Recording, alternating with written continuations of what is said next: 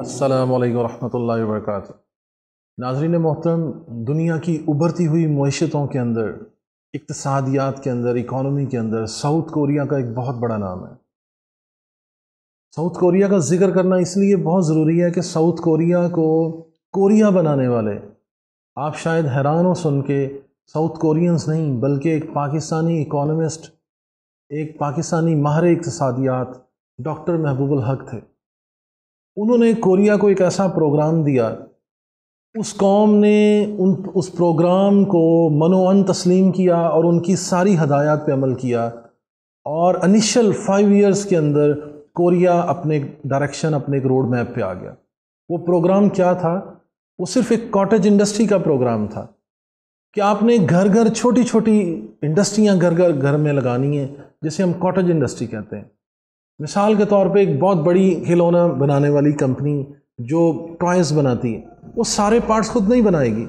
وہ سارے پارٹس خود بنا بھی نہیں سکتی، تو وہ کیا کرتی ہے، اپنے ایک بڑے میجر اپنے ٹوائے کے جو اس کے پارٹس ہیں، یعنی کہ ٹائر کوئی اور بنا رہا ہے، اس کی باڈی کا پارٹ کوئی اور بنا رہا ہے، اس کے مطلب بہت سارے جو ڈفرینٹ فنکشنز ہیں وہ ڈفرینٹ جگہوں پہ بنتے ہیں، اور وہ ایک میجر کمپنی، بڑی کمپنی اس کو اسمبل کر رہی ہے اور دنیا میں ایکسپورٹ کر رہی ہے۔ یہ کاٹیج انڈسٹری کا کانسیپٹ تھا کہ جس میں ان کے کوریا کے اندر ہر گھر میں، چھوٹے چھوٹے گھروں کے اندر مختلف پارٹس بننا شروع ہوئے، وہ پارٹس ایک جگہ اسمبل ہوتے اور دنیا کو ڈیلیور ہونا شروع ہوئے۔ یہاں سے ان کی ترقی کا سفر شروع ہوا۔ آج کوریا ایشیا کے اندر 4th لارجسٹ اکانومی ہے، 4th largest economy of the Asia south Korea. یہ بہت بڑی بات ہے، بہت بڑی ڈیولپمنٹ۔ کوریا کا جو جی ڈی پی، جو اس کی گراس ڈومیسٹک پروڈکٹس ہیں، جو اس کی پروڈکشن ہے، وہ 1710 ارب ڈالر، آج 2022 میں 1710 ارب ڈالر تک پہنچ چکی ہے، یعنی 1.7 trillion dollar. It's too much. Pakistan Korea سے 5 گنا بڑا ملک ہے، رقبے کے لحاظ سے بھی، آبادی کے لحاظ سے بھی، وسائل کے لحاظ سے میں سمجھتا ہوں کئی گنا ہم بڑے ہیں کوریا سے۔ کوریا کے پاس نیچرل ریسورسز بہت کم، اور پاکستان کا جی ڈی پی 250 ارب ڈالر کے قریب ہے، اور کوریا کا 1700 ارب ڈالر کے قریب ہے، یعنی کہ ہم سے کوئی 7-8 گنا زیادہ، اور 600 بلین ڈالر سالانہ ایکسپورٹ کر رہا ہے۔ اور بڑی میں سمجھتا ہوں کہ ایک آپ سمجھیں کہ تنگی اور معذرت اور ایک شرمندگی کے ساتھ اگر میں آپ کو بتاؤں تو پاکستان کی ایکسپورٹ ابھی 31-32 ارب ڈالر پہ جا رہی ہے، اور یہ پیک ہے، ہائٹ ہے ہماری، کہ ہم اپنی تاریخ کی 72 سالوں میں ہم 32 ارب ڈالر تک پہنچ سکیں، اور کوریا کا ایکسپورٹ ریونیو 600 بلین ڈالر۔ ان کے جو میجر سیکٹرز ہیں انڈسٹریز کو 35% ان کو جو ریونیو آ رہا ہے انڈسٹریل آٹومیشن سے آ رہا ہے، انوویشن سے آ رہا ہے، ٹیکنالوجی میں آ رہا ہے۔ آج دنیا میں کوریا کی جن کمپنیز نے انوویشنز کی، اپنی پروڈکٹ کو مارکیٹ میں لے کے آئے، انہوں نے اپنے مد مقابل تقریباً تمام کمپنیوں کو بچھاڑ کے رکھ دیا۔ آپ دیکھیں کہ جاپان کی ایک بہت بڑی کمپنی پیناسونک نیشنل آج آپ کو دنیا میں نظر نہیں آ رہی۔ جب سے سامسنگ آیا، جب سے ایل جی آیا، انہوں نے بچھاڑ دیا اپنے مد مقابل ساری کمپنیز کو۔ الیکٹرانکس کی دنیا کے کنگ بن گئے، پوری دنیا کے اندر ایکسپورٹس ہو رہی ہیں، ایل جی کی پروڈکٹس ہو رہی ہیں، سیمسنگ ایکسپورٹ ہو رہا ہے، اور ساری کنزیومر الیکٹرانکس میں سیمسنگ ایل جی چھایا ہوا ہے پوری دنیا کی مارکیٹ کے اندر۔ یہ ان کی ریسرچ اینڈ ڈیولپمنٹ کا حصہ ہے، یہ ان کی اس پالیسی کا حصہ ہے کہ انہوں نے گھر گھر انڈسٹری لگائی اور ایک انڈسٹری کا ماحول بنایا، اور پورا ملک اس کام پہ لگا دیا۔ سروسز سیکٹر میں 55% تقریباً سروسز سیکٹر ہے کوریا کا۔ تو بات میں یہ کرنا چاہ رہا ہوں کہ یہ کیوں کر ممکن ہوا کہ آپ کوئی اقتصادی پلان، جب کوئی ماہر اقتصادیات آپ کو پلان دے اور آپ اس پہ لانگ ٹرم پہ عمل کریں، آپ کم سے کم 5 ایئرس سے لے کے 10 ایئرس تک اس روڈ میپ کو جب آپ اس کو فالو کریں گے تو ڈیفینیٹلی آپ کا ملک ایک ترقی کے دہانے پہ ہوگا، اور آنے والے وقتوں میں آپ اپرچونٹسٹ ہوں گے، آپ اپرچونٹی کو اویل کریں گے اور دنیا میں ایکسپورٹس کر رہے ہوں گے۔ تو کوریا کی ترقی میں ایک بہت بڑا ماڈل ان کی یونیورسٹیز کا ہے۔ میں 2018 میں نے کوریا کو وزٹ کیا، اور ہمارا تو ڈیفینیٹلی جب ہم کوریا جیسے ملک کو ایک ڈیولپ مکسڈ اکانومی کو وزٹ کیا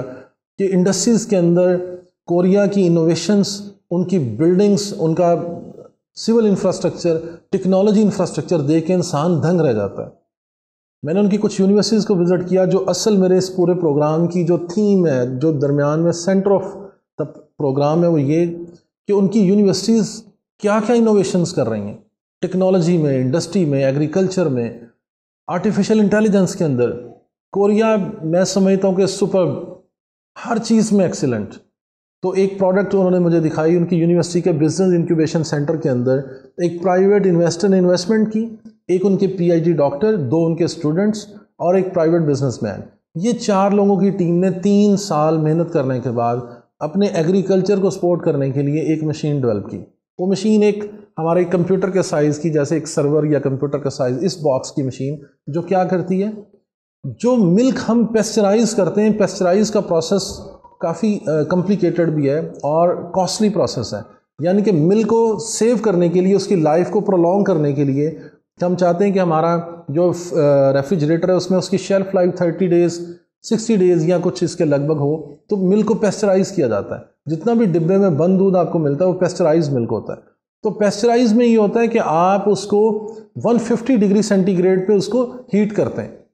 اور جب اتنی ڈگری ہیٹ کرتے ہیں اور پھر فوراً اس کو آپ نے ٹھنڈا کرنا ہوتا ہے، پھر اس کو فوراً چل کرتے ہیں، تو اس سے پیسچرائز کا پروسیس مکمل ہو جاتا ہے۔ اس کے اندر جتنے بھی بیکٹیریاز ہیں جو دودھ کو خراب کرتے ہیں وہ ختم ہو جاتے ہیں۔ لیکن اصل بات یہ ہے کہ بیکٹیریا کے ختم ہونے کے ساتھ ساتھ ان کی نیوٹریشن ویلیو بھی ختم ہو جاتی ہے، ان میں کچھ وٹامنس اور منرلس وہ بھی ختم ہو جاتے ہیں، فیٹ بھی ختم ہو جاتا ہے۔ پھر آرٹیفیشلی وہ سب کچھ اس دودھ کے اندر ڈالا جاتا ہے، جو میں سمجھتا ہوں کہ نیچرل نہیں ہوتا۔ دودھ کی وہ جو آپ کی جو پیور اس میں دودھ تھا، ملک تھا، وہ اب سمجھ لیں پیور نہیں رہا، اس میں کمپرومائز کیا ہم نے، اس کی ہیلتھ کو، اس کی کوالٹی کو کمپرومائز کیا۔ لیکن یہ پروسیس کرنا اس لیے ضروری ہے، ادروائز آپ ملین آف لیٹرز جو دودھ ہے وہ ضائع کر دیں گے۔ تو کورینز نے کیا کیا؟ کورین نے سر وہ مشین ڈیولپ کی کہ جس میں آپ ایک سائڈ سے دودھ کو انپٹ دیتے ہیں اور اس کے نیکسٹ ٹائم پہ اس کی فرنٹ سائڈ سے، بیک سائڈ سے آپ دودھ ملک کو انپٹ دے رہے ہیں اور فرنٹ سائڈ سے اس کو آؤٹ پٹ لے رہے ہیں، اور اندر الیکٹرو میکینیکل ویوز ہیں، ان ویوز کے ذریعے سے اس کے بیکٹیریاز کو کل کیا جا رہا ہے، اور وہ اس قدر ہیلتھی پروسیس ہے کہ آپ کی منرلز کو، نیوٹریشنز کو، وٹامنس کو، کسی بھی چیز کو ڈسٹرب نہیں کر رہا۔ آپ کی دودھ کی کمپوزیشن 110% نیچرل ہے، آپ نے اس میں کچھ بھی آرٹیفیشل ایڈ نہیں کرنا۔ اور دنیا میں جو سب سے بڑا ادارہ جو فوڈ سائنسز کو اور فوڈ کی پروڈکٹس کو سرٹیفائی کرتا ہے، FDA، جو امریکہ کا ادارہ ہے، ٹھیک ہے، جو ڈرگ اور فوڈ دونوں کو دیکھتا ہے، وہاں سے انہوں نے اس کو سرٹیفکیٹ کروایا، اس کو سرٹیفائی کرایا پروڈکٹ کو، اور اب وہ پروڈکٹ جو ہے وہ پوری دنیا میں ایکسپورٹ کر رہا ہے۔ تو وہ پروڈکٹ کیا کر رہی ہے کہ 24 گھنٹوں کے اندر 4000 لیٹر دودھ پروسیس کرتی ہے، اور اس کی جو الیکٹریسٹی کی کاسٹ ہے وہ پر آور 1 یونٹ، یعنی 24 گھنٹوں میں 24 یونٹ۔ آج اگر ہم کمرشل لیول پہ، انڈسٹریل لیول پہ آپ بجلی کے یونٹ کو، میکسیمم جو بجلی بہت مہنگی ہو چکی پاکستان میں، 50 روپے بھی لگائیں تو 1200 روپیہ پر ڈے اس کا ایکسپینس، اور 4000 لیٹر آپ دودھ اس سے پروسیس کر رہے ہیں، تو پر لیٹر کاسٹ 30 پیسے سے بھی کم ہے، جو انتہائی میں سمجھتا ہوں اکنامیکل اور وائبل ہے۔ اگر ہم وہ کوریا سے مشین امپورٹ کریں اور اس کو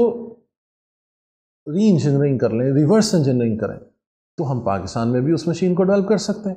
اصل ہمارا پروڈکٹ اس مشین کو یہاں امپورٹ کر کے اس کو یوٹیلائز کرنا نہیں ہے، اس کو ریورس انجینئرنگ کر کے اس طرح کی مشینوں کو خود ڈیولپ کرنا ہے۔ یہ ریورس انجینئرنگ ہی وہ ماڈل تھا جس سے چائنا نے ترقی کی۔ چائنا نے پوری دنیا سے پروڈکٹس کو امپورٹ کیا، اپنے ملک کو، اپنے انجینئرز کو دیا، انہوں نے اس کو کھولا، اوپن کیا، اور ساری ریورس انجینئرنگ کی، اس کو پھر دوبارہ انہوں نے اپنے ٹیگ کے ساتھ، اپنی پروڈکٹ کے ساتھ، اپنے برانڈ کے ساتھ اس کو ری ڈیولپ کر کے مارکیٹ میں سیل کیا۔ تو میں سمجھتا ہوں یہ تو جسٹ ایک انوویشن ہے، اس طرح کی ہزاروں انوویشنز کوریا سے ہمیں مل سکتی ہیں، ہمیں چائنا سے مل سکتی ہیں۔ ہم یہ چاہتے ہیں کہ ہمارا وطن عزیز بھی ریسرچ اینڈ ڈیولپمنٹ پہ کام کرے، ریورس انجینئرنگ پہ کام کرے، جو سب سے آسان طریقہ ہے ترقی کرنے کا، کہ آپ ایک بنی ہوئی پروڈکٹ کا نیو ویل انوینٹ نہ کریں، آپ اسی کو ریورس انجینئرنگ کریں، اس پروڈکٹ کو ڈیولپ کریں، اس میں مزید ریسرچ اینڈ ڈیولپمنٹ کریں، اور اس سے بہتر پروڈکٹ مارکیٹ میں لانچ کریں۔ انہی گزارشات کے ساتھ ہماری یہ خواہش ہے، بلکہ میں یہ پیغام ہر پاکستانی کو دینا چاہوں گا کہ آپ کے پاس جو بھی آئیڈیاز ہیں، آپ ملک عزیز کے لیے، وطن عزیز کے لیے کچھ بھی کر سکتے ہیں، آپ کیجئے۔ ارباب اختیار کو آپ آئیڈیاز دینا چاہتے ہیں، آپ ضرور دیجئے، اپنے رفقاء کو، اور خود کچھ کر سکتے ہیں، جو بھی کر سکتے ہیں جس سے ملک کی اکانومی بہتر ہو سکے، پاکستان کی ایکسپورٹ بہتر ہو سکے، ریسرچ اینڈ ڈیولپمنٹ بہتر ہو سکے، پاکستان ترقی کے دھانے پہ گامزن ہو سکے، اس کے لیے ہر فرد ہے ملت کے مقدر کا ستارہ، تو ہمیں اپنا رول ضرور پلے کرنا چاہیے۔ اللہ پاکستان کا حامی و ناصر ہو۔ پاکستان پائندہ باد۔